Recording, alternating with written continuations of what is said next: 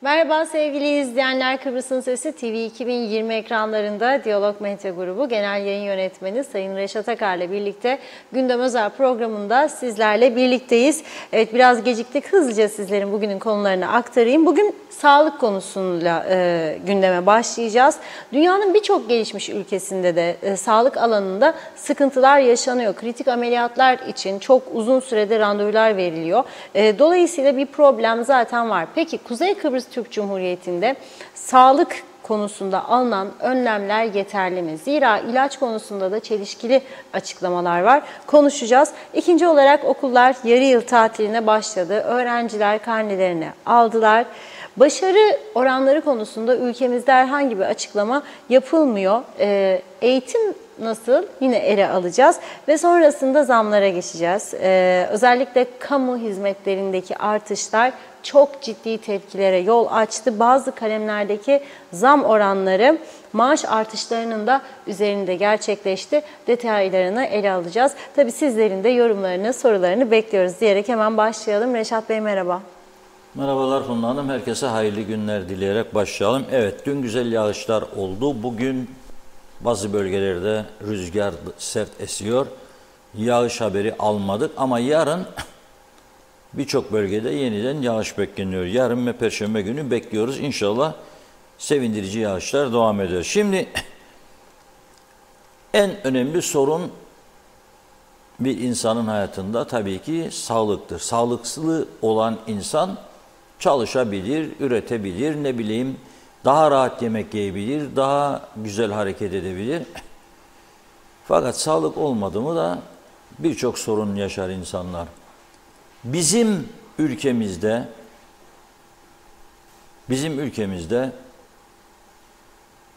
hemen hemen hepimizin gözlemlediği bir gerçek var. Nedir?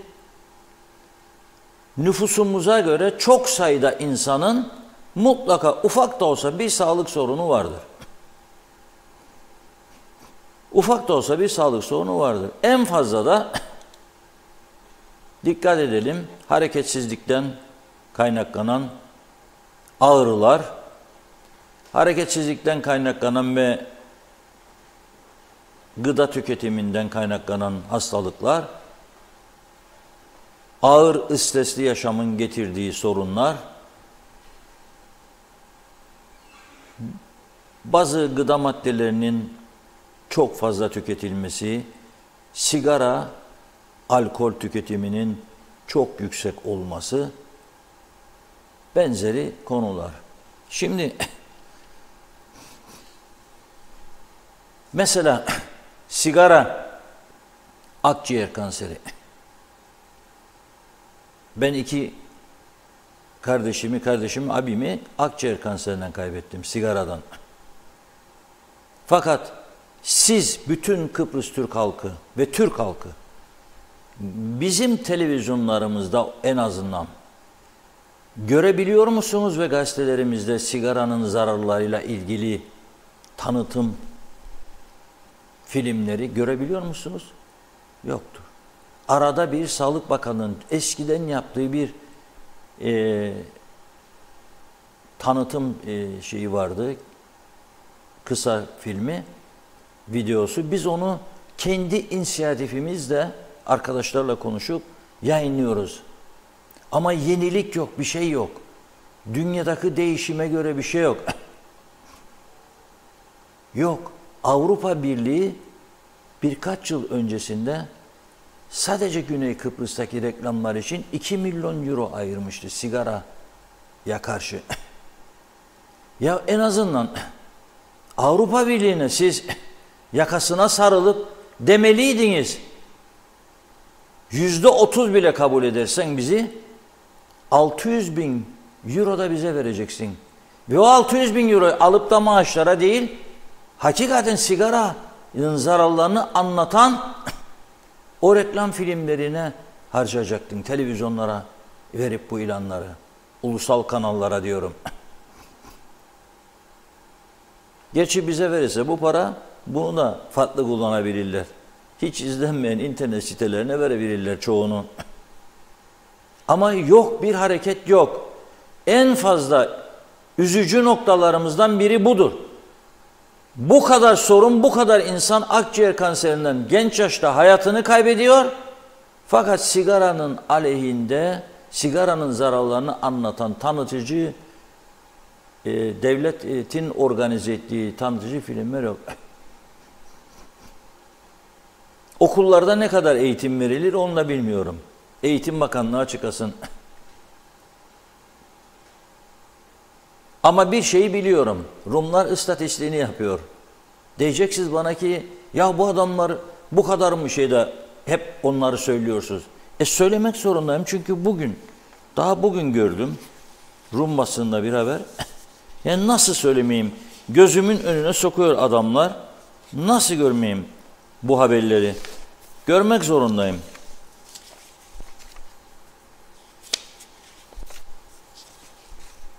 Fileleftoros gazetesi yazıyor. Güney Kıbrıs'ta faaliyet gösteren bağımlılıklarla mücadele biriminin raporuna göre 15-16 yaşındaki gençler arasında sigara içme oranı diyor %14. Bizde kaç? Bilen var mı? Yoktur. Çünkü böyle bir istatistik çalışması yoktur.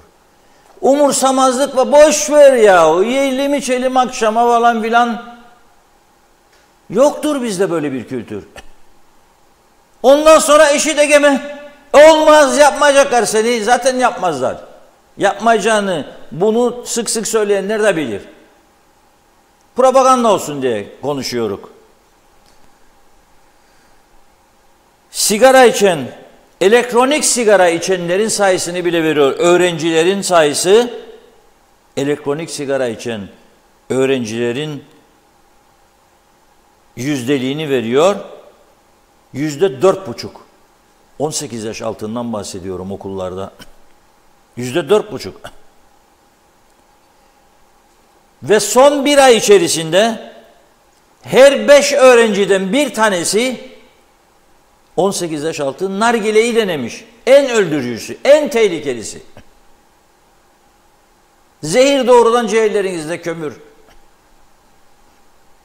Her 5 öğrenciden bir tanesi.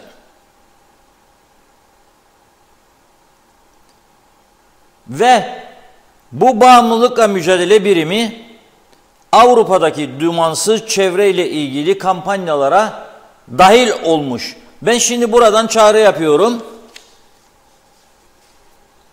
Hem devlet yetkililerine hem de sağlıkla ilgili örgütlere oynatın kulaklarınızı.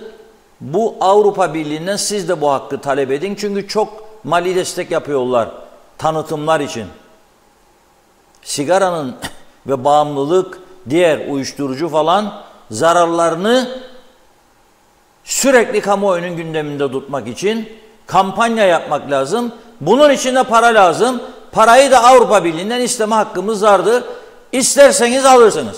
Sadece vatan millet şahinlik politikası gece 11'de Güvenlik Konseyi de yakarıkkayı vururuk da yoktur böyle bir şey.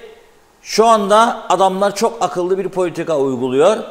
Diyor ki Kıbrıslı Türklere daha çok iş verelim. Ama vereceği iş, önerdiği iş tabii garsonluktur, bulaşıkçılıktır, mangal başında kebapçılıktır, raf temizlemedir marketlerde. Daha üstün bir görev yok. Şimdi hani gece işi teklif edersiniz daha gençler ve ailelerdeki, yok bir tane çocuğum var gece bırakacağım meşresin. Üniversite bitirdi, bakan mı olsun, milletvekili olsun isterler ya da müdür, müsteşar. Ama sonunda ne yapacak? Raf temizliğine yönlendirilecek. Oluyor, ona doğru gidiş var. Görüyorum ben. Neden olduğunu da biraz sonra anlatacağım. Zam konusuna geldiğimizde anlatacağım. Bugün zamları dün almadık. Çok yoğunlu gündemimiz. Bugün zamları ve etkilerini ele alacağız. Bekleyin biraz. Az bekleyelim. Şimdi diyor ki Eczacılar Birliği, biz bu konuyu devamlı gündemde tutuyoruz biliyorsunuz. Eczacılar Birliği'nin en son açıklaması. Çocuk antibiyotiği kalmadı. Tabii ben bakanlığın açıklamasını da vereceğim. Tek yanlı habercilik anlayışımız yoktur. Büyükler için antibiyotik stoklarında sonundayız. Bir hafta götürmez bizi diyorlar. Tansiyon, şeker ilacı yok. Jinekoloji ilacı yok. Doğum kontrol hapı yok. Domuz gribi ilacı yok. Vitaminler de bitmek üzere. Ben nereden mesela bunu teyit ettim ben? Bizim televizyon müdürü Sezgin Madencioğlu eczaneye gitmişti. Dedim ben de bir B12 isterim dedim, binlik. Ama bir İngiliz markası verdim, Health Aid diye. Ona daha çok güveniyorum. Hakikaten de iyi bir markadır. Gitti, yoktur dedi. Yabancı marka isterim dedim. Bir tane bul bana. Ya Türk'ü bulduk mu da yabancıyı bulacak dedi. Neyse karıştıra eczacıda bir tane bulmuş, başka bir marka aldı getirdi bana. Yoktur yani, gittikçe dibini görüyor ilaçlar. Sağlık Bakanlığı da bugün açıklama yaptı. Onkoloji, MS ve Parkinson gibi ilaçlar ülkeye gelmiştir. Yani onkoloji tedavisi görenler, MS hastaları, Parkinson hastalarının ihtiyaç duyduğu ilaçlar gelmişti diyor. Özel eczanelere de grip ilaçları, tansiyon ilaçları, ağrı kesiciler, ateş düşürücüler, dermatolojik ilaçlar, antipsikotikler ve benzeri ilaçlar peyderper gelmeye devam ediyor diyor. Ama Eczacılar Birliği diyor ki yoktur diyor. Yoktur diyor. Şimdi ben bunları söylüyorum çünkü zaman gittikçe daralıyor. Çünkü bütün dünyada sağlık alanında ciddi sıkıntılar var. Yani şart değil ilaç eksikliği olsun. Doktor eksikliği, hastane eksikliği, hasta sayılarının artması. Mesela Londra'daki doktorumuz Teoman Sırrı diyor, ben diyor aşıların yan etkilerinin ileride görüleceğini hep iddia ediyordum diyor. Ama diyor bazı çevre buna inanmak istemezdi. Şimdi diyor benim söylediklerimi haklı kılan gelişmeler var diyor. Mesela Almanlar İngiltere akın edermiş şimdi sağlık sorunlarını çözmek için ama İngiltere'de tıkandı. Ve bugün tanınmış doktorlarımızdan nörolog İlker İpekdal Avrupa ülkelerinde özellikle yaşanan sağlık alanında yaşananları gündeme getirerek çok güzel bir uyarıcı yayın yaptı. Ben size onu aktarmak istiyorum çünkü programa girerken ben de o yazıyı gördüm. O nedenle biraz geciktik. Bunları okumak zaman aldı. Şöyle diyor. Sağlık krizi kapıda, önlemlerimiz ne olmalı diyor. Başta İngiltere olmak üzere Avrupa genelinde sağlık sistemi alarm veriyor. Bu sorun gittikçe derinleşeceğe benziyor. Başta doktor ve hemşire olmak üzere sağlık personeli yetersizliği, hasta odası yetersizliği, tıbbi cihaz ve sarf malzemesi eksiklikleri, ilaç eksiklikleri, sağlığa ayrılan bütçe yetersizliği diyor. Bu sene üst üste gelecek olan kriz daha da derinleşerek devam edecek. Fransa'da bir kalça protezi diyor operasyonu için ortalama 3-4 ay sıra beklemek gerekiyor. Bizde de 8 aydır beklediyorlar adamı. 8 ay. İngiltere'de diz protezi için 1 yıldan fazla sıra bekleyen hasta sayısı yaklaşık 400 bin diyor. Paris'te bir kalp hastasının uzman tarafından görülmesi için beklemesi gereken ortalama süre 28 gün. Adam ölür o sürede zaten. İngiltere'de yaklaşık 340 bin hasta kardiyolojik tedavi için sıra bekliyor. Bu hastaların 3'te biri 4 aydan fazla süre bekliyor.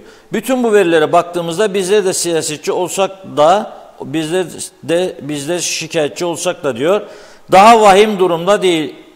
Çok da vahim durumda değiliz. Üstelik sağlıktaki statiko ve mafyalaşmaya rağmen diyor. Yanımızda Türkiye gibi dinamik bir ülke desteği duruyor. Önümüzdeki aylar ve birkaç yıl bu desteğin Avrupa'dan gelecek desteklerin daha önemli bir hayatı olduğunu gösterecektir diyor. Bizler de diyor sağlıkta bir an önce bina ve personel organizasyonuna odaklanmak zorundayız. kamu ve özel tüm olanakları ortak bir sağlık sistemi çatısı altında birleştirme zorunluluğumuz her geçen gün daha da hissediliyor. Öyle günler gelecek ki ülkemizden yurt dışına giden başta doktorlar olmak üzere sağlık personeli ülkemize geri getirmek istediklerine şahit olacağız. Onları da sisteme entegre etmek için şimdiden çalışmalara başlamamız gerekiyor. Durum pandemi koşullarından daha da ciddi ve önemlidir diyor. Zira acil, rutin ve koruyucu sağlık sistemlerinin hepsinde revizyonlara ihtiyacımız var. Kronik hastalıklar, ameliyat gerektiren tıbbi durumlar artıyor. Kendi sağlık olanaklarımızı, sistemimizi Türkiye ile el ele vererek hızlıca güçlendirirsek sadece kendi halkımıza uygun sağlık sistemi hizmeti sunmakla kalmayıp bunu bir sağlık turizmi başarısına da dönüştürebilmemiz de çok büyük bir olasılıktır diyor. Avrupa sağlık sisteminin neler olup bittiğini takip ederken diğer taraftan Türkiye ile birlikte organize olalım ve hızlı hareket edelim diyor. Şimdi her gün konuştuğumuz konu. Ülkemizin nüfusu 288 bindi. Birkaç yıl önce yapılan sayımda. 2022'yi İstatistik Kurumu açıkladığında 398 bin ya 392 bin diye verdi. Senin nüfusunda 5 senede 100 bin artış olduysa ve sen övünüyorsan ki üniversitelerinde okuyan öğrenci sayısı 100 bini geçti ki bunun en az 30 bini 40 bini okula gitmiyor. Ayağını atmış değildir üniversitelere. Kayıt yapmış gibi gösterilip ülkeye geldikten sonra kayboluyor. Ya inşaatlarda çalışıyor, ya temizlik işlerinde, ya fuhuş işlerinde, ya da beyaz ticarette. Ağırlıklı da beyaz ticarettir. Ortaya çıkan bütün polis raporlarında ve mahkemelere yansıyanlarda görüyoruz ki uyuşturucuda başı çekiyor Afrika ülkelerinden gelenler. Peki sen şimdi bu ülke nüfusunu bir anda 100 bin artırırsan bu 100 bin kişinin sağlık sorunlarını nerede nasıl çözeceksin? Doktor Burhan Nalbandoğlu nüfus 120 bin iken de Doktor Burhan Nalbandoğlu oradaydı, aynı büyüklükteydi. Nüfus şimdi 400 bin, belki çok daha fazlası. Gene Doktor Burhan Nalbandoğlu oradadır. Onkoloji var orada. Onun dışında yaptıkları bir de pandemi hastanesi bir şey yok. Yani senin mesela ortopedi servisin neyseydi gene odur. Senin kalp servisin neyseydi gene odur. Genel cerrahi gene odur. O zaman sen bu kadar nüfusu nasıl ülkeye sokuyorsun? Neyine güvenerek sokuyorsun? Ve senin kendi öz vatandaşın nasıl bir durumla karşı karşıya kalıyor ondan sonra? Mesele budur. O yüzden ben dün hatırlarsanız ne dedim buradan? Çağrı yapıyorum. Bakın bugün Bakanlar Kurulu varmış. Belki de bitmemiştir. 2 lira koyacaksınız dedim. Çağrı yaptım. 1 lira bir lüks tüketime, 1 lira bir lüks tüketime o 2 lira 1 liranın bir tanesi sağlık için, ilaç için harcayacaksınız. Bir tanesi de yol için.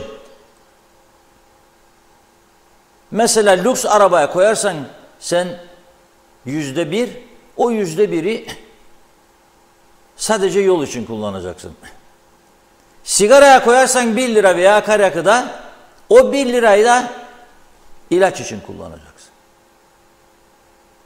Çünkü sen sigaradan dolayı hasta olan insanları tedavi etmek için 100 binlerce lira harcamak zorundasın. Edebildiklerin var, edemediklerin var. Bunun tedbirini alacaksın. Sigara şirketlerini sen zengin ederken insanlarını koruyacaksın, sağlık sistemini de güçlendireceksin. Bugüne kadar yapılmamış şeyleri söylüyorum buradan. Akıllarının ucundan geçmemiş şeyleri söylüyorum. Ama başka ülkelerde neler yapılıyor, nasıl oluyor bu iş okuduğumuz için, araştırdığımız için görüyoruz. İleriyi görerek, ileriyi düşünerek hareket etmekten başka çaremiz yoktur. Ve yabancı ülkelerden ilaç getiren firmaları tetiklememiz lazım. Bir an önce yüklensinler, depoları doldursunlar. Çünkü Kış geç geldi, daha sert günler kapının ardındadır. Grip vakaları, domuz gribi, şu bu, koronanın artma olasılığı çok yüksektir. Bana demeyesinler yarın, çocuk hasta, onun için mutlaka antibiyotik gerekir. Da yoktur. Böyle bir gerekçe asla kabul edilemez. Yani bakanların tümünü, meclisin tümünü deseniz ki sorumludur, hiç beni ilgilendirmez.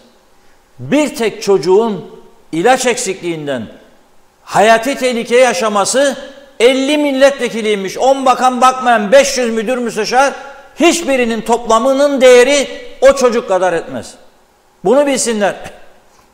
Hepsi de ağır bir yükümlülük altında kalır. Onu söyleyeyim. Hepimiz güneye geçiyoruz. Soruyoruz burada olmayan ilaçları. Vardır diyor. Reçete isteğini al, reçeteyi getir vereyim diyor. Sen Türksün, vermem diye bir şey yoktur. Orada güneydeki bir doktordan al, reçeteyi getir vereyim diyor. Ama daha yüksek fiyat, daha düşük fiyat. Bir de şunu unutmayın. Daha yüksek fiyat daha kaliteli maldır. Sağlığın, ilacın Türk'ü, Rum'u, Ermenisi, İngiliz'i, Amerikan'ı yoktur. Sakın bunu da vatan millete çevirmeyin ha. Türk ilaçlarına güvenin. Türk ilaçlarının da ham maddesi yabancıdır. Yabancı ülkelerden geliyor. O yüzden zaten bulunamıyor. Çünkü koydukları fiyat o ithal edeceği, dövizle ithal ettiği ham maddeyi karşılamıyor.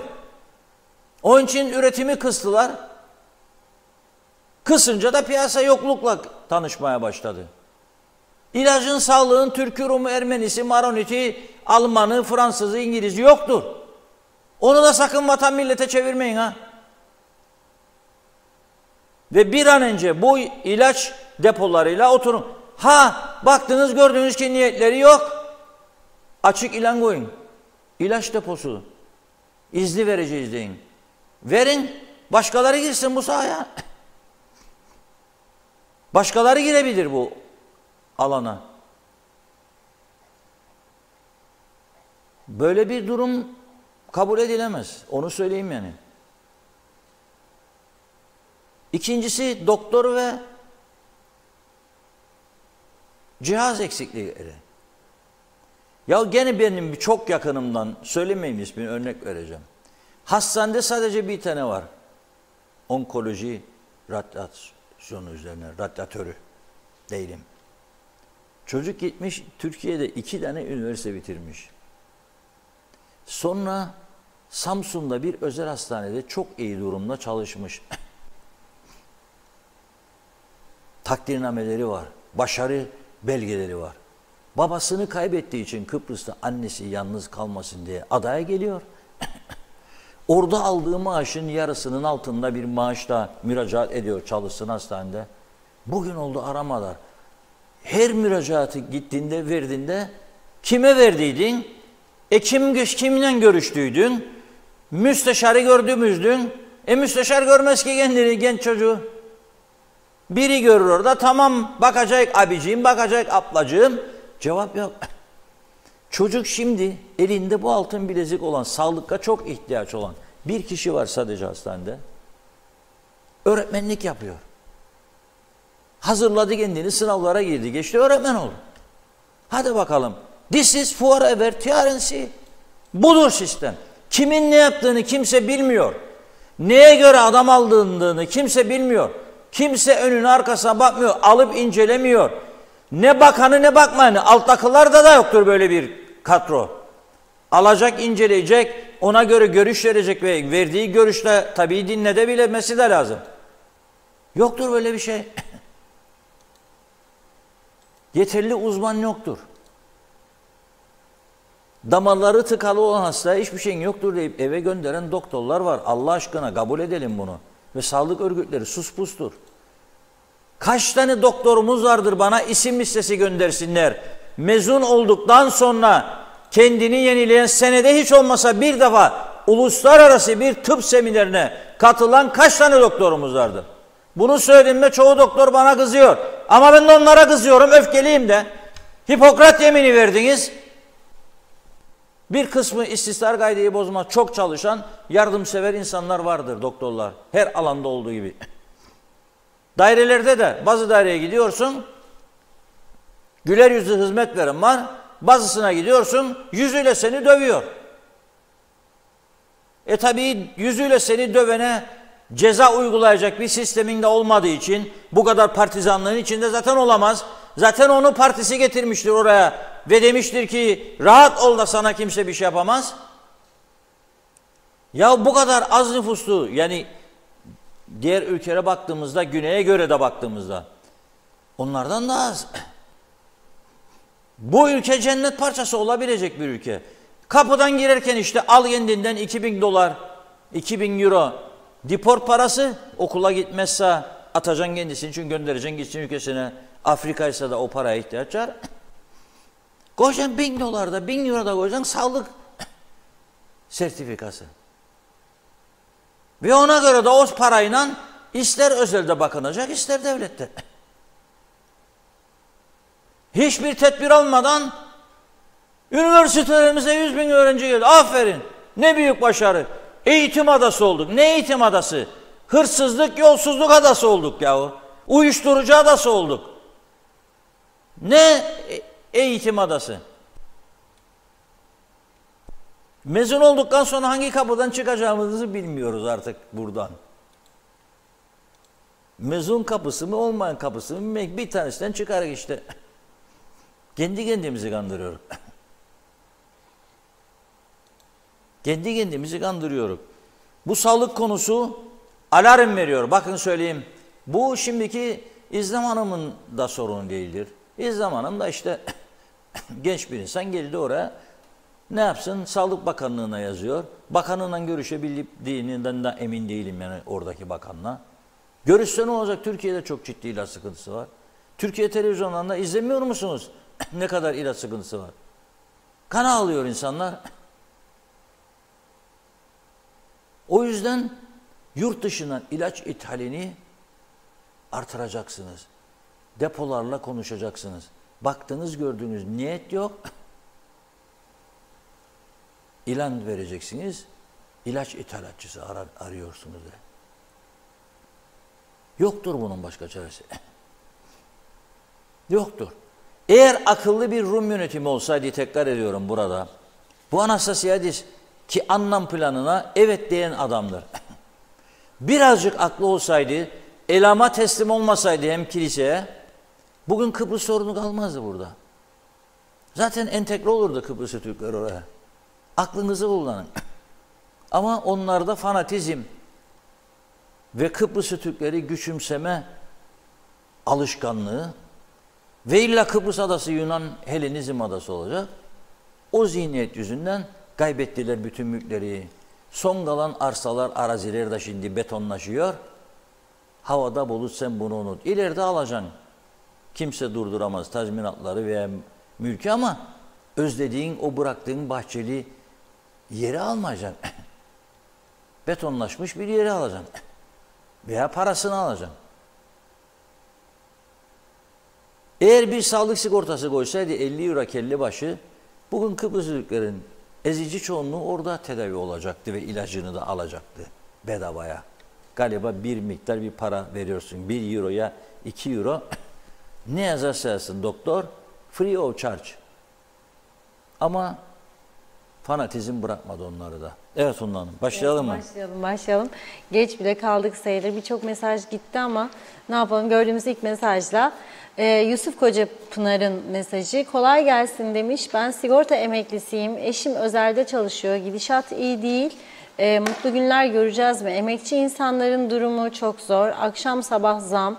Bu çark böyle dönmez. Celal Harun, Kıptek Yönetim Kurulu Başkanı Hüseyin Paşa elektrik fiyatlarında yeni bir düzenleme yapılacağı yönündeki iddiaların gerçeğe yansıtmadığını belirterek böyle bir durum söz konusu değildir dedi.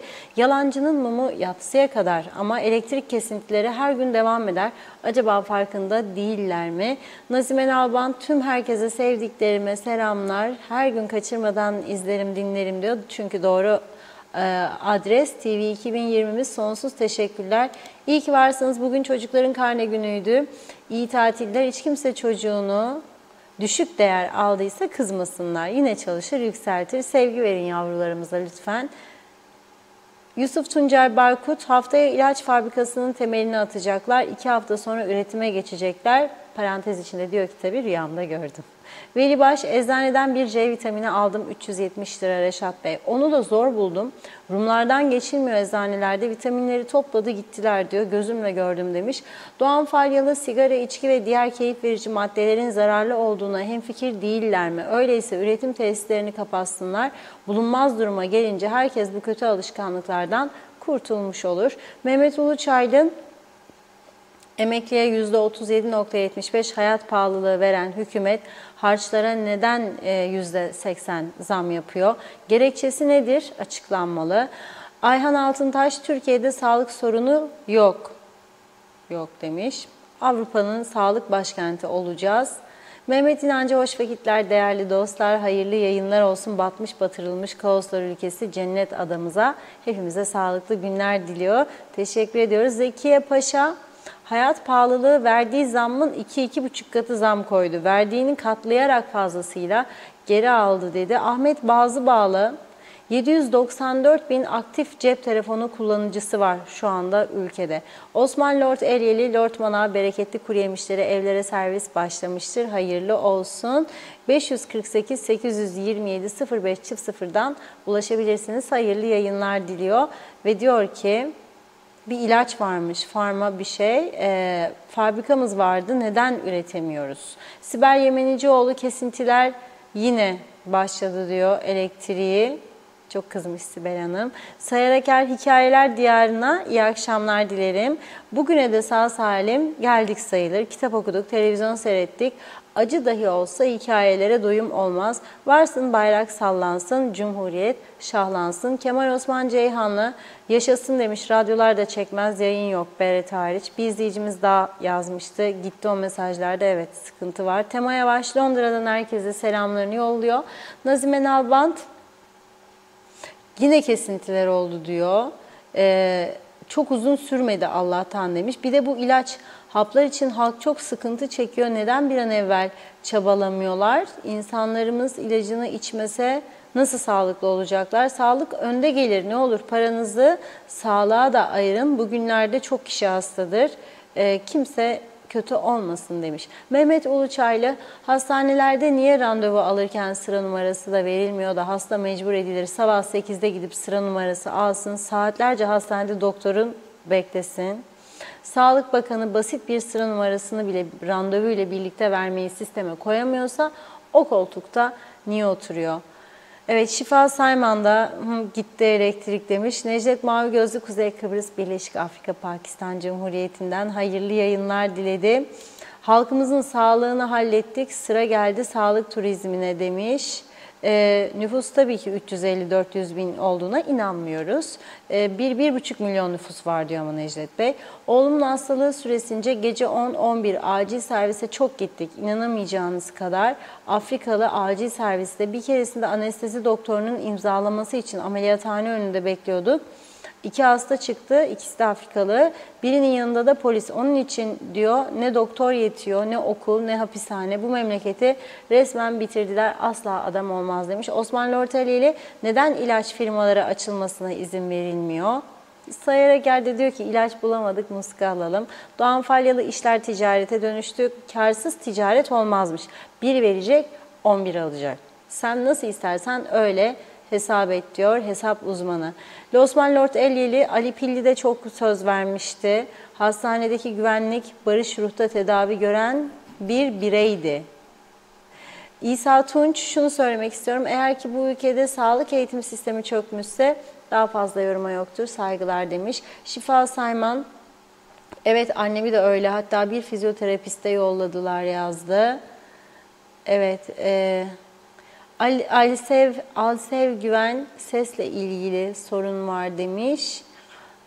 Evet, bakıyorum Ahmet Ali yayınlar diledi. Ramazan Deniz, güzel akşamlar, sevgi, huzur sizlerin yanında olsun diyor. Necdet Mavi Gözlü, okula kaydını yaptırıp bir daha gitmeyen, uyuşturucu patronu olan Afrikalılar, tüm kaçak olarak yaşayan, okula kayıt yaptırıp bir daha gitmeyen talebeler deport paralarını hangi okula kaydını yaptırdıysa o üniversite ödesin, yok ki diyor deport paraları yüksektir ve göndermek zor. Üniversiteler hep almaya alıştı, biraz da versinler demiş. Birkaç mesajı okuyup ara verelim. Osman Lorteli ile emekliler ve sosyal yardım alanlar neden asgari ücret almıyor dedi. Çağatay Donner, bugün Mausa Tapu Dairesi'ne gittim, dönüşte 6-7 öğrenci kız lisenin önünde oturmuş sigara içiyorlardı diyor. Erdal Yarkın iyi yayınlar diledi. Güzinatik'te zamlar aldı başına gidiyor. Verilen hayat pahalılığı bir ay önceden eridi gitti. Önemli olan artış vermek değil, zamları önleyici tedbirler. Yetkililer biz marketlerin satış fiyatına karışamayız diyor. Marketlerde denetim yaptık, 3 milyon ceza yazdık diye açıklama yaptılar. Anlamadım, nereye ceza verdiler? Etiketlere alış ve satış fiyatlarını yazıp tüm marketlerde konulan kar paylarının aynı olması lüzumdu. Yetkililer bunu kontrol etmeleri gerekirdi ancak zamları böyle önleyebilirlerdi diyor. Bir mesaj daha okuyup ara verelim. Selim Çetil, Reşat Bey iyi yayınlar. Lütfen demiş, bu bizim Karpaz bölgesine de Karpaz Hastanesi projesini dile getirirseniz sevinirim. Bu bölgenin insanı çok mahrum bu konuda dedi. Evet, devam edeceğiz. Şimdi bir ara mesajlara. Reşat Bey buyurun. Evet, teşekkür ediyoruz. Bu arada elektrikler yeniden gitmeye başladı. Görüyorum, özelden de çok sayıda mesaj geliyor. Bu fotoğrafı da bir izleyicimiz gönderdi. Tam diyor sizi izlemeye başladım. Elektrikler gitti diyor. Radyoda dinleyemediğini yazan bazı izleyicilerimiz var. Arkadaşlarımız baktı. Selvi'de biliyorsunuz antenlerimiz. Selvi'de de elektrikler gitmiş. Ondan dolayı kesildi. Gelir diyor arkadaşlarımız. Gidip geliyor devamlı elektrikler. Ve 83, 74-83'ü ayırıyorum. Çünkü hep Rum tarafından bize gelirdi elektrik. Bedava tarafından. Daha doğrusu bedava değil. Borçhanemizde yazılı duruyor. Faizler her yıl biniyor üstüne. Ama 83'ten sonra devlet kurduk. Biz yaparız, ederiz elektriğimizi falan filan filan. 83'ten bugüne 40 yıl geçti. 40 yıldır hala da biz aynı sorunu konuşuyoruz. 5 yıl önce ne zamandı? 10 yıl oldu, 12 yıl belki. Dönemin Maliye Bakanı elektrik kurumunu kendisine bağlamıştı. Bir açıklama yaptı. Dedi ki elektrik kesintilerini tarihin derinliğine gömdük.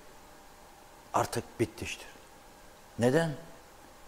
Santrallar çoğaltıldı, jeneratörler, üretim kapasitesi artırıldı ve kablolar yenilendi, iletişim hatları. Ama öyle olmadı tabii. Yani bir kısmı değişti ama büyük çoğunluk değişmedi. Değişmediği için de kaçaklar devam ediyor. Veyahut da rüzgar, fırtına, yağmur oldu mu kopuyor. Tekrar biri gidip tamir edecek de elektrik gelecek. Nüfus arttıkça jeneratörler yetersiz gelmeye başladı. Çünkü sen dağın ucunda adam ev yapmak istiyor, izin veriyorsun. Yoktur orada imkanların. Ek trafo yap, proje çıkar, ödesin. 20 bin sterlin, 30 bin sterlin de götür. Götürüyorsun ama işte sistemin buna yeterli değil. Nüfus artıyor, elektrik tüketimi artıyor. Fakat sen bu taraftan sistemini yenilemiyorsun. Mevcut jeneratörlerin bakım onarımını zamanında yapamıyorsun. Eksilen yedek parçalarını alamıyorsun. Bir elektrik sayacını bile getiremiyorsun. Çünkü yönetim beceriksiz devletin elindedir. Beceriksiz yönetimler sadece ve sadece kendi koltuklarını düşünerek hareket eder. Ve sadece kendilerine hizmet edecek adamları görev başına getirirler. Yok ki işi iyi bir de kurumu iyi idare edecek, yönetecek. Yok öyle bir şey. O yüzden de sürekli elektrikte de diğer konularda da sıkıntı yaşamaya devam edeceğiz. Bir başka önemli nokta ise mesela elektrikte yıllarca ihale veya ihalesiz alımlarda 100 milyonlarca dolar kazananlar o güçlerle devleti yönettiğini iddia eden güçler birleştiği için ve çalışanların adına da sendika kurumun düzelmesi yönünde atılması gereken adımlara engel olduğu için üçlü çete birleşmiş oldu. Devlet çetesi, devlete çok yüksek karlarla mal sağlayan çeteler ve sendika. Üçünün de çıkarları birleşti. Birleştiği için hiç kimse adım atamadı. Biri de dese ödeleştireceğim, gök kubbeyi başına indiririm. Hemen geri adım atarlar. Zaten istediği odur. Çünkü özelleştirilirse, çünkü iyi bir yönetime verilirse orası, sen 30 liralık malı 300 liraya satamayacaksın oraya. Sen ve diğer çete gaybara uğrayacaksın bu işten. Senin gitti, gelir kapısı gitti. Sen ne diye seçime giriyorsun? Onarılmak için. Hepsi böyle değil ama son yıllarda önemli bir kesim böyle maalesef. Neden dövünüyorsun illa da bakan olacağım? Bu ülkede bakan olmanın neyi var ya? Neyi var? Var bir şey demek ki. Onun için üçlü çete ülkeyi işgal etmiş vaziyettedir. Devlet çetesi ve ona bağlı haraç grubu, ihale veya ihalesiz satış yapan vurgun çetesi ve sözde çalışanların haklarını koruyan sendika ağalığı. Çıkarken yüklü miktarda ikramiyeleri alıp giderler, ödesin, ödeyemiyor. Ödeyemeyecek de.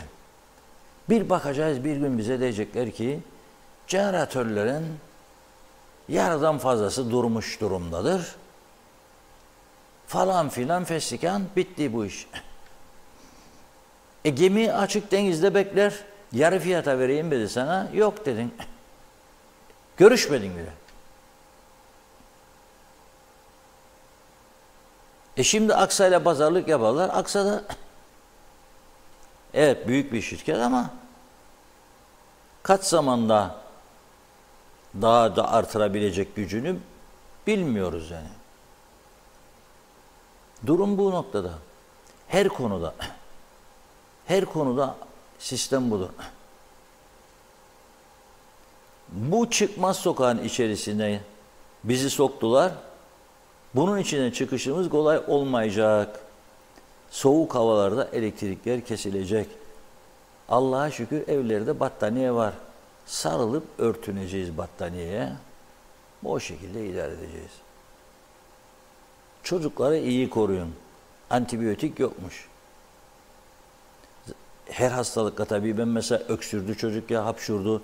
Antibiyotik almalarına şiddetle karşıyım. İngiltere'de vermezler kolay kolay. Ama daha derin bir hastalık ve mutlak antibiyotik gerekirse o antibiyotiği o çocuk almalıdır. Yoktur diyorsunuz. Nasıl olacak bu iş? Durum oldukça vahim. Ve tabii ki her seçim öncesinde olduğu gibi bu son yerel seçim öncesinde de zafer yolunda ilerlerken kılıçlar kuşanmıştı biliyorsunuz. Atlara bindiler, kılıçları kuşandılar. Hücum dediler, yürüdüler. Kimisinin at devrildi, onlar da devrildi. Kimisinin at ayağa kalktı, o da kazandı. Sonuç ne oldu? Vallahi verecek, onu da verecek, bunu da verecek, eşel mobili de bilmem neyi de. Biz de zannettik. Asgari ücreti de tabii o giden arkadaşlar da bu kadar vereceksiniz. Sendika, işçi falan temsilcisi şu bu. Ama diyemediniz. kendilerine. Yok sen bu kadar artıracağına da işletmeleri batırasın. Küçük işletmelerin hepsi batacak, yakında göreceksiniz. Ve çok büyük bir işsizlik patlaması olacak. Rum tarafı da bu işi iyi planlayarak şimdi yürü diyor. Çağrı yapacak o tarafa. Bırakacağım burada. Özel şirkette müdürsün ya müdür yardımcısısın. Ya koordinatörsün. Düşünmeyeceğim bunu. İşsiz kalınca mecburi. Evde tencere boş. Çocuğun cep delik. Ayakkabının altı da delik. Ne yapacaksın? Ne yapacaksın? Ya birileri diyebilir ki ama öcü korkusu verir. Bu adam size ne öcü korkusu verir? Ben gerçekler önümde. Sen ne yaptın? 8.200'den 11.800'e çıkardın. Ha? 8.600'den galiba. Neyse. 11.800'e çıkardın. 3.000 lira birden bindi. 10 kişi varsa yanında 30.000. 20 kişi varsa 60.000. 30 kişi varsa 100.000. Ona göre sigorta primleri, ihtiyaç sandığı primleri hep artış. 30 tane adam çalıştırırsan 150.000 lira ekstradan para istersin. Ne yapacak adam? Kalem üretirse 10 liraysa 20 diyecek. O fazlasını koyacak. Çünkü 6 ay sonra gene gelecek. Haziran geliyor. Aha Ocak bitti bile. Birden koronanın etkisiyle günler de hızlı geçiyor değil mi? Fark etmiyoruz günleri. Ne yapacak? Koyacak. Tamam ama o koyduğunda da 10-20 yaptı. Öteki yurt dışından, Türkiye'den işçilik daha ucuz falan filan. 12'ye getirirse senin 20'ye yaptığı elinde kalacak, satamayacak. Daha da ithalata dönecek. Ne olacak? Zincirleme. Onun dışında siz diyemez miydiniz ki mesela devletin elindeki hizmetlere bari ölçülü bir artış yapın. Onu diyebildiniz mi? Diyemediniz. Bana verdiğinin fazlasını şimdi benden alıyorsun. Hadi bakalım. Sürüş ehliyetlerine %80 zam. Öğrenci ehliyeti 430'dan 775. Bir yıllık 290'dan 520. 2 yıllık 430'dan 775. Kaybolduysa ehliyetin 210'dan 380. Seyri sefer 1016 kilograma kadar her kilogram için 0.77. 1017, 1270, 1.35, 1271, 1524, 3.38, 1524 ve üstü 4.75.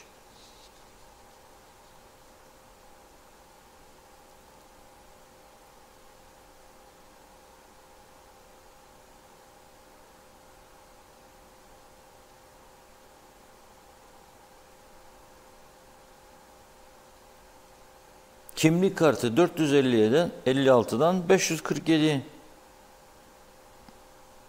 İkinci çıkarmada 704'ten 845.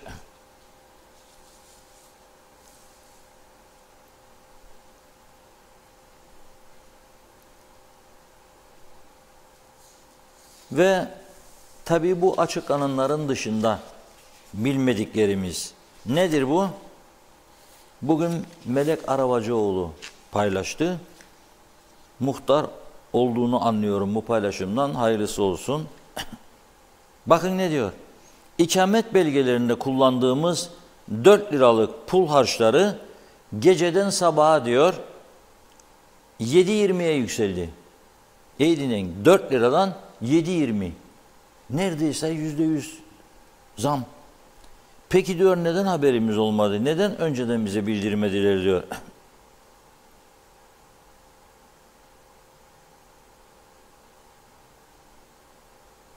7.20 liradan diyor her ikamet belgesine 3 tane pul diyor. Hadi bakalım. Bir başka ilginç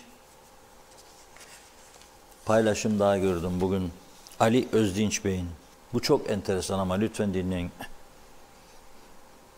rezaletin dik arasıdır diyor. Neymiş? Geçen gün araç muayene için internetten 295 Türk lirası ödeyip makbuzu aldım diyor. Ve bugün muayeneye gittim. Bugün yani. Bugünü söylüyor. 31 Ocak 2023. Muayeneyi yaptıktan sonra görevli arkadaş belgeyi almak için tekrar internete girip 235 lira fark ödemem gerektiğini söyledi. Diyor ki parası ödenmiş bir şeye tekrar zamlı fark ödemek dünyanın neresinde var diyor. Oradaki görevli arkadaşlar da şikayetçi. Vatandaşlara karşı zor durumda kalıyorlar diyor.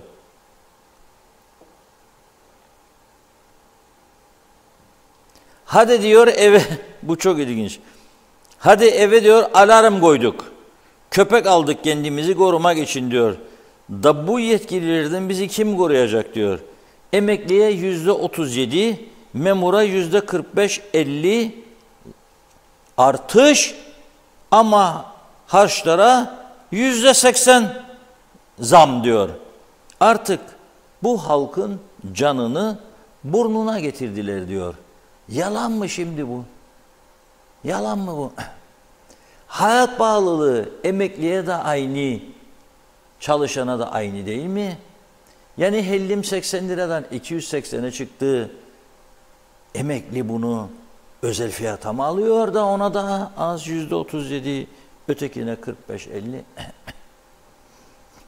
Nasıl yapıyorlar bu sistemi, nasıl koyuyorlar bilmiyorum. Fakat dikkat edin, asgari ücret artışı veya diğer zamlar, kamu sendikaları, bakanla görüşler, geri geldiler, uyarı verdiler falan, tarihe kadar yaptınız, yapmadınız bilmem ne. Ama bu taraftan harçlar verdiğinin üstünden zam yapıyor adam. Kapatsın diye sana vereceğinin açığını. Devlet bunu yapıyor, açığını kapatsın da özel neyi yapacak, akabayacak özeldekiler.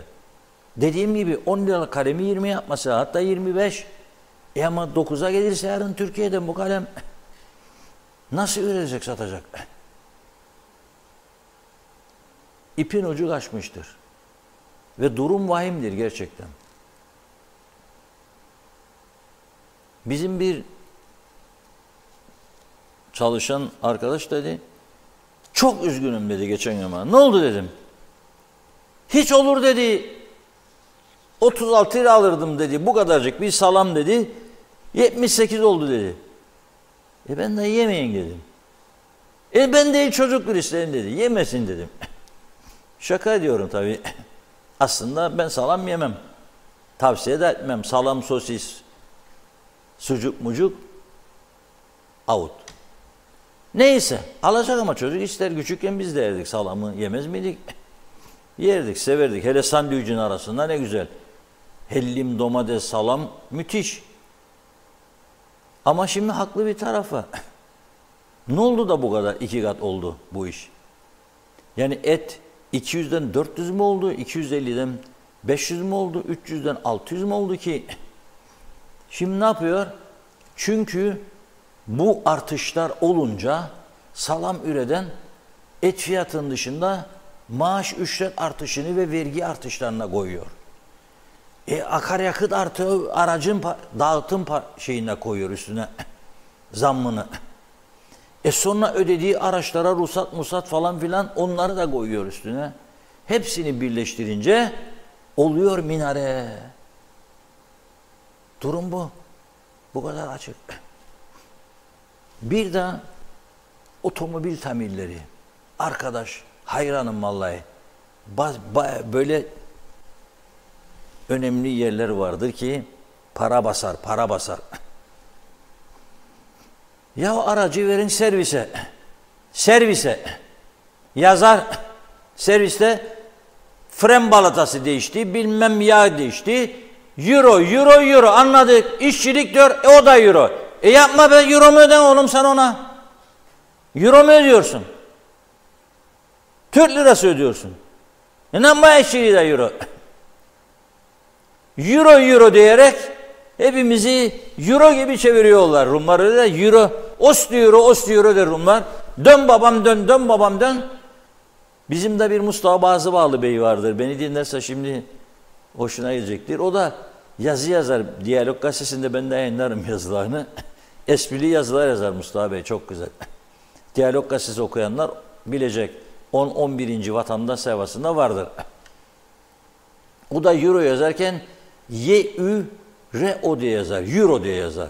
Hoşuma gider. Çok gülmekten kırıldım. Mustafa Bey euroyu euro Türkleştirdi. Güzel. Bunlar da euroyu Türkleştirdiler. Ya Turkish lira. Sen bu adamı euro mu öden ya maaşını? Yok. Nasıl olur o zaman? Dün bir fatura geldi benim elime de. Baktım euro. Vay Allah'ım dedim, Allah elinizi versin. O zaman şimdi eskiden derlerdi euroya geçmemiz lazım. Ben de destekliyorum. Euroya geçelim arkadaşlar. Para makinesi yok. Sahte basarak ne olacak? Euro. Her şey euro oldu. Ev kiralayacaksın sterling. Araba tamir edeceksin euro. Tamam ya, anladık, fren balatası. Hadi kabul ettik. İşçilik de. Funda Hanım. Evet. Uçuyor mu? Uçuyor. Uçuyor diyorum ben. Evet. Uçuyor. Konular derin olunca mesajlar her zaman uçuyor. Mehmet Bulduk Allah aşkına demiş, bütün Kızılbaş Yonca Sokak direkleri yanıyor. Boşu boşuna nasıl Kıptek, yazık diyor. Hasan İrtem, en az 1 milyon nüfus var. Bu santral çekmez.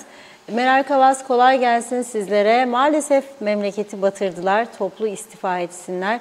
Osman Lortelili tüm öğrencilerimize iyi tatiller dileriz. Şubat ayı boyunca Diyalog TV izleyen tüm ihtiyaçlı öğrencilere bir ay boyunca ücretsiz İngilizce özel ders vereceğim demiş Osman Bey. İlgilenenlere duyurulur. Hasan Üçok, nasılsınız diyor. Sevda Uçar değil, ben Erkay Yıldız Reşat abi. Sigara ve alkolün zararlarını anlamazlar. Çünkü dikkatinizi çekerim. Meclis Sigara Fabrikası'nda inşa edildi. Dilara Kortu, sigara için diyorum. Aklı olan kazandırmaz, kazanır demiş. Osman Lortelli ile önemli olan toptancılara, istifçileri kontrol etmeliler. Salih Mullalı, fikir üreten, öneren, çare arayan yok. Şikayet gırla. Ramazan Deniz, Evkaf'ın su meselesini geçti bu elektrikte. Ya sabır sizler KKTC'de yaşayanlara. Doğan Falyalı hep sözde kalır. Fiiliyata gelince çevir de gaz yandı hava atar. Handan Felek, Tuzla'da elektrik kesintisi var. Şu an cep telefonundan izliyorum sizi diyor. Bizlere bunları reva görenleri Allah bildiği gibi yapsın demiş. Elif Bağbaşı, iyi yayınlar. Pahalılık aldı başını gidiyor. İnternetten usandım, bıktım diyor Reşat Bey, usandım. Her şey aldı başını gidiyor. Kanun yok, bir şey yok. Hastanede ilaç bulamıyorum, sizi çok seviyorum demiş. İnşallah çok da yabancılar gelmesin diyor. Her tarafta çöplük, kanun yok bizde. Kimse hasta olmasın demiş. Üzgünüm. Aynur Yarkın. Kemal Osman Ceyhanlı, nüfus sayımı yapamayan kim ne kadar ne çeşit sigara içer, nasıl anket yapacaklar? Gerçekten acil nüfus sayımı yapıp tedbiri ve bütçeyi ona göre ayarlama yapılmalı. Evde kişi 5 kişi varsa sen 2 kişilik alışveriş yaparsan işte o zaman kaos yaratırsın dedi. Aytaç Bey iyi yayınlar diliyor. Nilüfer Canova, Reşat Bey bugün yanımda çalışan gariban çocuğun elektriğini gelip gitmesiyle çamaşır makinesi yandı. Oysa daha taksitle yeni almıştı. Elektrik kurumunu kimlerin batırdığı ortadayken neden sorgulanmıyor? Yapanın yanına kaldığı bir düzen. Halkı mağdur edeceklerine ikinci bir alternatif bulsunlar. Ben bir vatandaş olarak bu kurumu yaşatmak istemiyorum. İsteyen devam edip yaşatsın. Elektriği de onda kalsın dedi. Mustafa Özcan iyi yayınlar dilemiş. İsa Tunç, bu beceriksizler bizi yönettiğini sananlar artık gitme zamanınız geldi de geçti. Bu işi bilenler gelsin artık. Yeter artık diyor. Bakıyorum. Dürü Çörekçioğlu, Girne merkezde de elektrik gitti. Tüm sorumlulara kızdı. Orayı okumayalım. Doğan Falyalı, 1000 ev için üretim yapmak için tesis yapın ama o 1000'in üzerine çarpı birkaç bin daha ekleyin. Çare mi? Evi satan elektriğini de üretsin, devlete de vergisini versin demiş. Evet, Güner Bey Londra'dan ilgiyle izliyoruz, kolay gelsin yazdı. Emojileri atlayalım. Hasan Sami Türüközü, Geçitkale'de de elektrik kesildi. O da kızıyor. Celal Harun, sevgi saygılarımı sunarım Şifa Harun'dan. Hayatınıza anlam katın, umudunuzu kırmayın, iyi ki varsınız dediğimiz tüm güzel dostlara selam olsun. Elektrik kesintisi olmayan iyi akşamlar diliyor bize Celal Bey. Aytaç Bey, denetim istiyoruz yazmış. Ali Kali, iyi yayınlar. Mustafa Özcan, hükümeti geçtik, başka bir dünyada boş bir alan bulmuşlar. Kendileri çalıp kendileri oynuyor. Hepsi gayet mutlu, yüzlerinde gülücük eksilmiyor. Peki muhalefet neden var? Muhalefet neden harçları, zamları mahkemeye taşımıyor? Şenol Tatlıcıoğlu, çok selamlar demiş. Aytaç Bey, yakında aldığımız oksijene de konuşamadım, zam geliyor. Mehmet Uluçaylı, sendikalar ses çıkarmıyor zerre. Kendileri dahil çalışanlar %50'ye varan hayat pahalılığı alırken deli mi de şikayet edecek? Tabii ki de. Tamam diyecek. Doğan Falyalı, bakıyorum, 1928 İngiliz Kıbrıs kolonisi için gümüş 5 şilin bastı. Çoğu ona hiç sahip olamadı ama mutluydular. Şimdi herkesin cebinde tomarla para var, mutlu değiller. Bunun sebebini araştıran çıkmadı. Neden mutsuz olundu? Anlayan, anlamayana da anlatsın demiş. Nazime Nalbant, elektrik yok diyor. Şarj da biterse ne olacak? İnşallah tez gelir, inşallah. Bıktırdılar artık. Akaryakıt geldi dediler. Akşam o kadar yağmur yağdı, elektrik gitmedi. Yoksa akşam da kesilirdi. Yağmurdan oldu diyeceklerdi o zaman ama bu akşam da yağmur yok diyor ama elektrikler gene yok demiş. Yazık. Fikret İpekçioğlu, maşallah zamlar maaş zamlarını ikiledi. Yaşasın hükümet, ondan büyüğü yok. Lütfü Toruntay, evet mutlu yayınlar. 10.000 lira ayda ödenirdik diyor. Şimdi 13.750 oldu. Bir ay önde gidiyoruz. Allah iyiliğini versin demiş. Evet, Mustafa Gürsoy, 74'ten sonra kuzeyde kalan o kadar mal mülk varken bugün Rum'da işleyecek bir duruma düşmemiz ne kadar üzücü. Ayhan Altıntaş İstanbul'dan iyi yayınlar diliyor ve Hasan Nihat Erduran da ambargosuz olsak dedi. Euro rezerv olsa hemen geçilebilir. 6 ay memur emekli ödemeleri kadar rezerv yeterli yazmış. İlkay Gökçebel, iyi yayınlar dilerim. Elektriği Rum'dan 9 liraya alıp 4 liraya vatandaşa veriyorlar. Elektrik kesintisi kaçınılmaz. Barlas Öztürk de Bostancı'da elektrik yok dedi. Bakıyorum. Bir iki mesaj okuyup ara verelim. Necdet Mavi Gözlü, kısacası memleket batmıştır. Yanlış zamanda yanlış memlekette doğmuşuz. Dünya üzerinde böyle bir ülke, memleket varsa ve bilir yazsın, biz de bilelim. Nerede o Ersan Bey? Ersan Efendi, memleketi Singapur yapacaktı.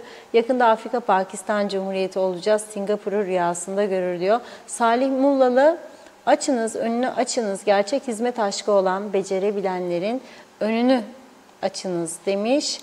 Evet, bakıyorum, onu okuduk. Cemil Kurç, bugün halk olarak liderimizin büstünün açılışını yaptık diyor. Bazıları gibi gökkuşağıyla 5 parmakları Trodoslara bağlamadık. Tek üzüntüm, orada binlerce kişinin olması gerekiyordu ama hafta içi olduğu için az ve özdük demiş. Mehmet Uluçaylı da diyor ki, ülke nüfusunu nasıl bilsin ve açıklasın yetkililer? Her yerden ülkemize, dünyada yerini bilmediğimiz ülkelerden insanlarla doldu nüfus. Bayağı kalabalık demiş. İbrahim Kuloğlu da Alsancak'ta da elektrik yok diyor. Devam edeceğiz. Bir ara verelim. Evet, Reşat Bey buyurun. Kandil. Nur içinde yatsın Zeki Bey'in güzel bir şiiri ve sevgili abim Selmi Hamdağ'ın çok güzel bir bestesi. Daha 26 yıl önce bana okutmuşlardı bu şarkıyı.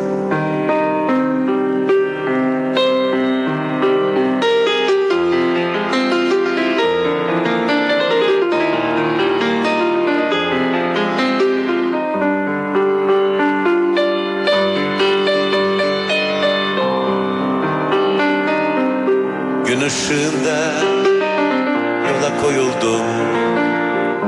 Elimde kandil, gözümde mendil. Gün ışığında yola koyuldum. Elimde kandil, gözümde mendil. Vefa arıyorum, dost arıyorum. Aşk, aşk arıyorum. Vefa arıyorum. Dost, dost arıyorum. Şefkat arıyorum. Aşk arıyorum.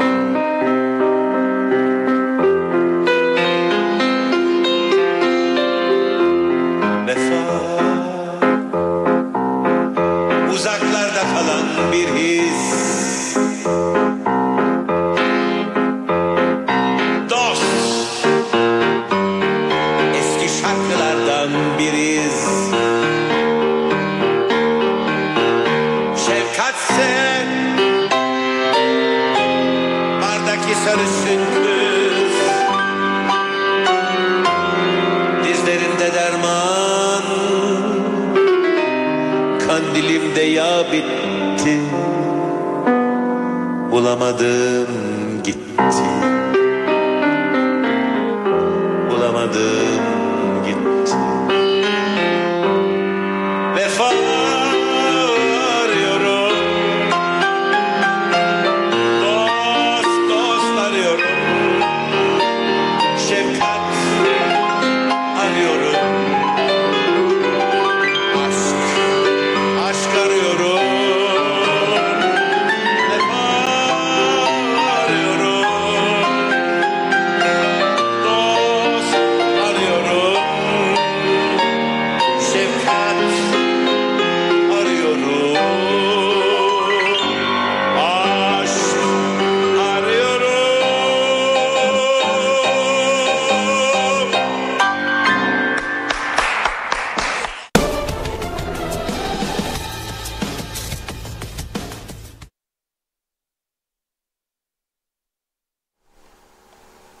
Evet, Ferdi Özbey'in 10. ölüm yıl dönümüydü 2-3 gün önce. Bir anda nasıl geçiyor seneler görüyorsunuz değil mi? Ben sanki de geçen yıl hayatını kaybetmişti diye düşünürdüm. 10 yıl olmuş. Hafta sonra denk geldi. Kandil isimli şarkısıydı bu. Çok güzel bir şarkı. Vefa arıyorum diyor. Dost arıyorum. Kaldı mı? Vefasız dünyada vefalı insan bulmak mümkün mü? Ya da dost? Onu da kaybettik. Halbuki bizim en büyük özelliğimiz küçük ülkede dostluklardı. Komşuda pişer, bizim eve de düşer. Ama o şarkıdaki gibi değil yani. Akşama geleceğim akşama diyor. O şarkıyı bilirsiniz değil mi? Hacı baban evde mi diyor. O da diyor ki tavukları pişirmişem diyor. Hacıyı da çarşıya göndermişem diyor. Bunu dinlesem şimdi size, tamam da bizi İngiltere'den falan da izlerler. Nasıl tercüme edecek adam şimdi? İngilizceye alışmış Londra'daki Türk. Nasıl tercüme edecek?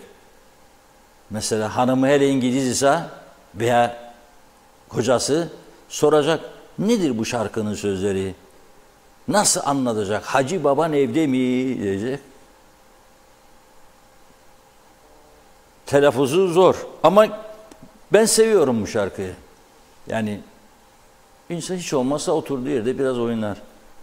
Hareketli bir parça. Funda Hanım da çok seviyor bu şarkıyı.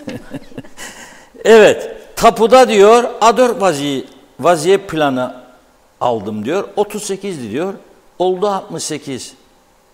Maşallah. 37 ver bana, %37, %80 bindirsen harçlara marşlara. Bunun sonu ne olacak acaba? Gerçekten ben de merak ediyorum. Bu zamlar dayanılmaz zamlar. Gerçekten dayanılmaz. Fakat önümüzdeki günlerde tahmin ederim Türkiye'deki seçimleri de bekliyoruz tabii.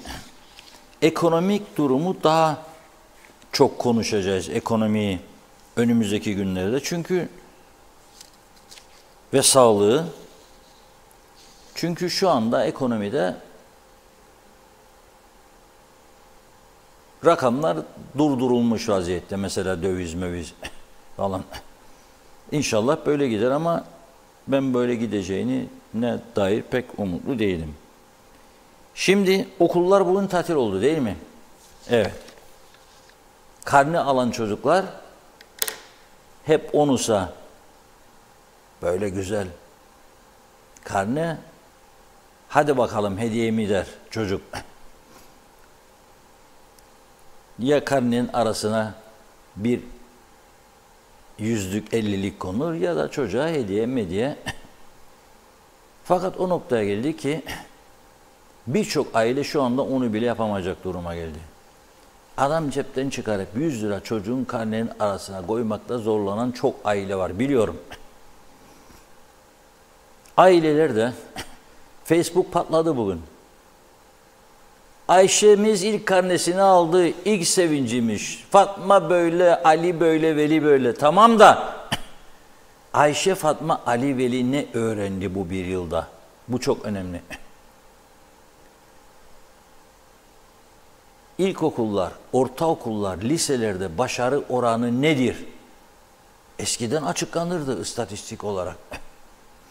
Şimdi son yıllarda ben böyle bir şey duymaz oldum. Duymaz oldum. Abi, programın başında size okudum. Sigara kullanım oranlarını, nargile kullanım oranlarını bile açıklıyor adamlar güneyde. Çünkü Avrupa ile bağlantılı birimleri var. Bağımlılık birimi var. Hiçbir şeyin önemi kalmadı bizde. Hani bir söz vardır ya, free will diye bir şey. Neydi free will? Eskiden arabalar şu hep vitesliydi.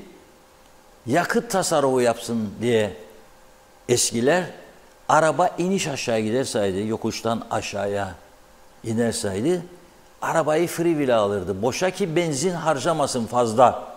Tabii öte taraftan da free will aldığında habire frene basmak zorunda kalırdı. Çünkü virajı olur, bilmem ne olur. Mecbursun ya, önüne araba çıkar. Düşünülmezdi ama tasarruf yapacak diye. Şimdi bizim memleketin hali de buna benzedi. Free will her şey. Depolarda ilaç yok. Neyin eksik olduğunu bilen yok. Hastanelerde doktor eksikliği var. Cihaz eksikliği var. İlgilenen yok. İlgilense de para yok. Karpaz'da diyor izleyicimiz, çok haklı. Karpaz'da diyor hastane ihtiyacımız var. Mahrumiyet bölgesi diyor. Doğru mu? Doğru. Güzelyurt'ta hastane inşaatı yarım kaldı, duruyor olduğu yerde. O inşaat yarım hale gelinceye kadar ne kadar para, kaç milyon harcadınız da bu kadar bol para mı var da yarıda bıraktınız kendini? Gereksiz miydi? O sizden öncekiler suç mu işledi? O zaman verin, yargıya götürün. Gereksiz saydı. Birileri bilsin ki gereksiz iş yaptığında ceza görecek. O da yok. Gereksizdir dediğine göre bana ver yargıya.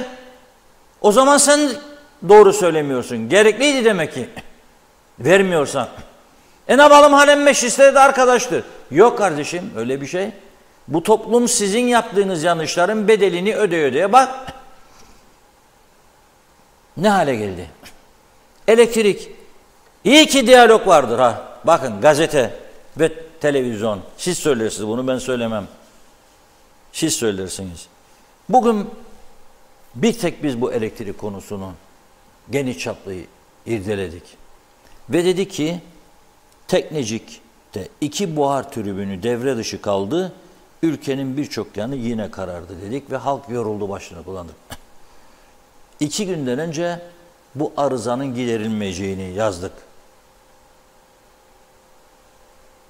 Bilir kişilerin aktardığı bilgiler. Ve dedi ki Kıptekin şimdiki yönetimi açıklama yapmaz. Eski yönetim kurulu başkan yardımcısı Yusuf Avcıoğlu açıklar ne olduğunu. Halbuki bir elektrik kesintisi olacaksa kurumun günlük vaziyet durumunu açıklaması lazım. Sonra bugün duyuyorum bir yerde elektrik kurumu yönetimi açıklama yapmış, demiş ki yahu demiş akaryakıt ihtiyacımız yok. Bir gemi de hafta sonu daha geliyor. Yani daha akaryakıt gelecek. Arıza falan da. Peki nedir şu anda da karanlıkta kaldı ülke? Özelden yazan bazı izleyicilerimiz diyor. Reşat Bey diyor. Tam da sizin programda yapıyorlar bunu diyor. Size bunların kastı var diyor. Hiç sanmıyorum ben öyle bir şey olsun ama olmaz olmaz demeyin. Demeyelim daha doğrusu. Olur mu? Olur. Tam da bu programın saatinde bütün Kıbrıs'ın, hatta Kıbrıs dışındaki Türklerin kilitlendiği bir program saatinde elektrikler kesilmeye başlıyor kademe kademe. Ya o sabah dediğiniz ki bir yerde arıza yoktur, kalmadı. Yakıt da sıkıntısı yok. Nedir o zaman bu çile bana çektiriyorum? Nedir? Anlaşılır gibi değil. Ben de diyorum ki eğer yakıtınız azsa, arızalı jeneratörünüz varsa, üretimde azalma varsa önce siz tasarrufa gidin. Mesela nerede? Meclis kapatın. Çünkü bugün gene boş sıralara konuştular. Bomboş. Hatta bir izleyicimiz attı, yazıklar olsun dedi. Bir tek 7 ziyaret Türkleri var içeride. Hiç kimse yok başka dedi. Konuşmacıyı dinleyen. Gönderdi bana fotoğraf. Duruyor orada. Ama ben de izledim bir süre meclisi. Bir süre izledim. Benim izlediğim saatlerde 5-6 kişi vardı içeride en azından. Ya madem ki dediydinle dediydim, yaptıydınla yapmadıydım. Bunlarla geçiyor saatler. Tatile girin. Bakın okullar tatile girdi. Halk olarak biz de size izin veriyoruz. Zaten yaptığınız bir şey yok. En azından bu soğuk günler geçinceye kadar gidin evinize siz de. Sarının battaniyelere. Çocuk yapın ya. Bak müftümüz ne dedi? Çocuk yapacaksın dedi. 4 tane 5 tane. Yapın. Ama kapatın o şalterleri. Dinlensin memleket. Birçok bakanlık ve daire var. İsim vermeyeyim, gücenmesinler. Ama biliyorum bir nokta kalem oynamaz yerinde. İzinlisiniz be çocuklar deyin. Müdürler, müsteşarlar da izinli olsun. Bir süre için. Kalem oynamayanlar. Tapu çalışır. Araç muayene, araç kayıt çalışır. Bunlarda hiç yok. Maliye, vergi dairesi mecbur, gümrük mecbur. Ama diğer yerlerde switch off. Kapatın çünkü klimalar, kaloriferler çifte odalarda. Ödesin devlet, ödemesin devlet. Ödeyemiyor çünkü. Ödeyemediği için bize zam üstüne zam, zam üstüne zam. Bir yüklemede %80. Biz reklam fiyatlarına %30 zam yaptık. Bazıları demiş ki bu ne? Siz de nasıl çıkacak içinden? Arkadaşlara dedim ki çok iyi niyetli olmamızın cezasını çekiyoruz. %30 yanlış yaptık diyorum. %50 yapmalıydık en azından. Bunların yaptığı zam %80. Ne olacak bu iş? Nasıl çıkacak içinden insanlar bu işin? Elektrikte önce siz bir tasarruf yapın hele bir güzelce. Kapatın şalterleri, istirahat edin. Allah yardımcı olsun. Çocuk, nüfus biraz daha artsın. Hastane eksilecek bir şey değil. Allah gönderir hastaneyi. Okul eksilecek, onu da gönderir. Var mı başka şikayetin? Süt yok, o da gelir. Kooperatif fabrikasını bir gün sabahleyin basarsınız, bütün sütleri dağıtırsınız, çocuklar o gün sütü içer. Elektrikler maalesef bu şekilde gidecek. Kesecekler, açacaklar, kesecekler, açacaklar. Açtıklarında oh diyecek geldi, kapattıklarında ağzımıza geleni devam. Bu iş böyle. Yapacak başka hiçbir şey yok. Maalesef. Mahkum ettiler bizi bu hayata. Son mesajlarımızı alalım Funda Hanım. Buyurun. Evet, son ama gene çok biraz böyle farklı isimlerin mesajını aktararak noktalayalım. Hülya Sakiner, keşke baştakilerimiz sizi dinlese, bu memleket tez zamanda düzelir. İyi akşamlar, iyi ki varsınız. Barış Erdoğan, bu kadar beceriksiz bir hükümet görmedim demiş. Korkma okuyun diyor ama okuyamam tabii ki. Ama izleyiciler okudu mesajı. İnsanlar tabii ki de küfreder demiş, doğaldır. Evet, Metin Erdemel, süpersiniz. Acaba bu artışların haksızlık diyor bu artışlar. Bana 3.000 lira artış, onlara 30.000 lira artış. Bunu çok iyi düşünsünler. Hasan Nihat Erduran, fukaralıktan otogaleri doldu memleket. Ne iş bu? Mehmet Salih Yakupoğulları, Papua Yeni Gine'den KKTC'ye açılım parası daha değerli. Herkese 50 dönüm arazi. Yakında oraya göçler başlar. Bizim yüce devlet sadece dilimizde kaldı. Şevket Tacel, Aydınköy Karanlık Reşat Bey demiş. Caner Şefik Ozanköy Karanlık. Hülya Sakiner, Kıbrıs'ımız cennet kalacakmış. Bizim seslendirdiğimiz şarkımızdaki gibi yayınlarsanız seviniriz dedi. Notumuzu aldık. Mehmet İnancı, yapılan bu zamlar insanları felaketten de öteye götürüyor. İlaç yok, zam furyası gelsin de yaşasın bu halk. Günah işliyorlar. Fikret İpekçioğlu, bu zamlarla hükümet kendi ipini çekmiştir. Bu kadar mı beceriksiz olunur? Bıraksınlar gitsinler. Salih Mullalı da bu düzenin bu hale gelmesinin sebebi gemisini kurtaran kaptandır politikasıdır. Birlik olunmazsa sorunlar devam edecektir. Doğan Falyalı, akıl almaz büyükede 50+1'in sahte ve yapmacık olması düşündürücü. Vesselam. Hasan Nihat Erduran, meyhaneler full çekiyor. Bir yerlerde bir tuhaflık var ama ne acaba demiş. Vergi listelerine bakın diyor. Orada da bir karışıklık var diyor. İsmet Ezel, 200 milyonluk ilaç soruşturması ne oldu diye sormuş. Yaşar Aracı, yine elektrikler kesildi dedi, kızdı. Evet, Mehmet İnancı, savcılar görev yapmıyorsa onlar da suç işlemiş sayılır. Bunun başka bir tarifini bulamadım Reşat Bey. Nilüfer Canova, sabah elektrikler gitti. Şu anda İskelebaaz'da yine elektrikler kesik. Orta çağda yaşıyoruz demiş. Handan Felek, iyi ki varsınız Reşat Bey. Siz de olmasanız yandı gülüm keten elvam. Çağatay Donlar, bu ülkede yargının bağımsız olduğuna kesinlikle inanmıyorum demiş.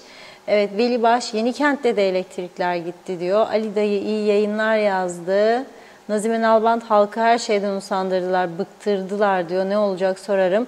Candan Tarlan Ali, sizleri telefondan izliyoruz yazmış. Evet, Handan Felek, aynısını ben de düşündüm Reşat Bey. Sizin saatlerinizde elektrik kesiliyor diyor. Evet, Kudret Eris, dünya bizi kıskanıyor yazdı. Bakıyorum.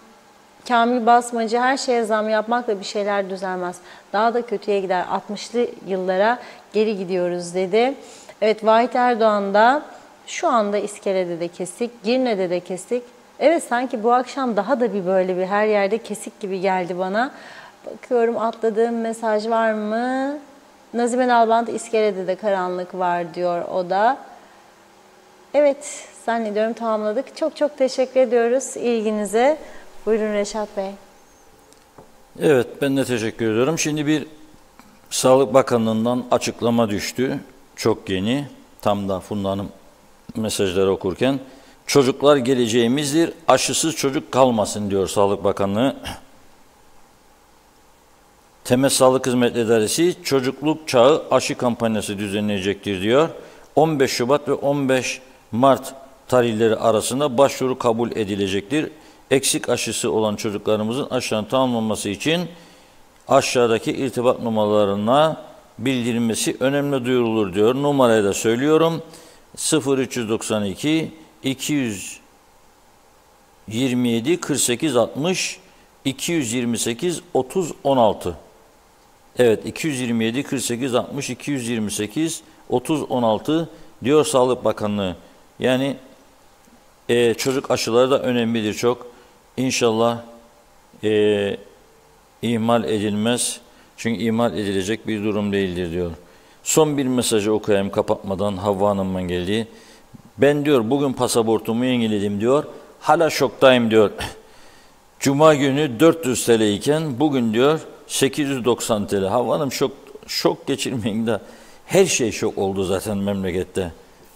Şok. Euro. Dönüyoruz etrafında. Euro dönüyoruz. Bugünlük bu kadar. Yarın inşallah maşallah daha güzel haberlerle birlikte oluruz diye düşünüyorum. Kim bilir, belki bize bu Arap dostlardan biraz dolar yağar, dolar euro olmadı. Madem şansımız, Avrupa bizi daha kabul etmedi, bitirmedi. Da vermez bize euroları. Belki Araplardan dolar yağar ama gelin görün bu Arap dostlar. Bugün gene Rum basında okudum. Hani bizimkiler dün gece yarısı başladı ya, Dışişleri, Cumhurbaşkanlığı, Güvenlik Konseyi'ne protestolar falan filan, haksızlık, Rum yanlısı barış gücünün görev süresini bu defa Güvenlik Konseyi kararıyla 6 aydan 1 yıla çıkardılar. Bizimkiler istemezmiş. Neden? Nasıl teslim alacaktın? Cinayet işleyen aslanı kapıdan barış gücü getirdi verdi sana. Bu politikada bir gözden geçirmek gerekmez mi? İstemeyik diyor ihtiyacı. Yok vardır. Vardır. Neyse. Tabii şahinlik bizim yapabileceğimiz, becerebildiğimiz en önemli olaydır siyasette. Başka bir şey. Bu anlattıklarım konular boş ver, boş ver. Tamamdır. Şimdi ama derinliğine girdim baktım. Bugün Rum tarafı çok beğendi bu kararı da. Özellikle Rumların savunmasına destek veren ülkelerin isimlerini gördüm. Tabii Fransa sürpriz olmadı. Amerika Birleşik Devletleri sürpriz olmadı. Birkaç ülke ama bir baktım Birleşik Arap Emirlikleri de onlarla davranmış. Bizim de Birleşik Arap Emirlikleri'nde temsilciliğimiz varmış. Aklıma geldi o saat. Temsilcilik var. Oraya para gönderiyoruz. Araba, makam arabası falan filan.